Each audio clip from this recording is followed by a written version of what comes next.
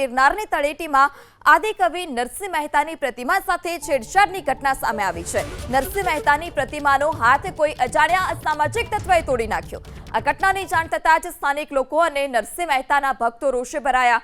પ્રતિમાનો તૂટેલો ભાગ નીચે જમીન પર પડેલો જોવા મળતા લોકોની ધાર્મિક લાગણી પણ દુભાઈ છે। નરસિંહ મહેતાની પ્રતિમા જૂનાગઢની સૌથી મોટી અને ઐતિહાસિક પ્રતિમા છે, જેની સ્થાપના વર્ષ 1982માં કરવામાં આવી હતી।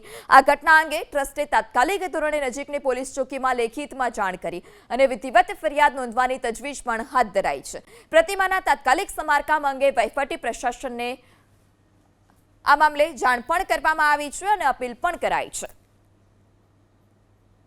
નરસિંહ મહેતાજીનો હાથ કોઈ આવીને કાપી ગયું છે અને તોડી નાખવામાં આવેલ છે, જેનો હાથ પણ અહીંયા પડેલ છે।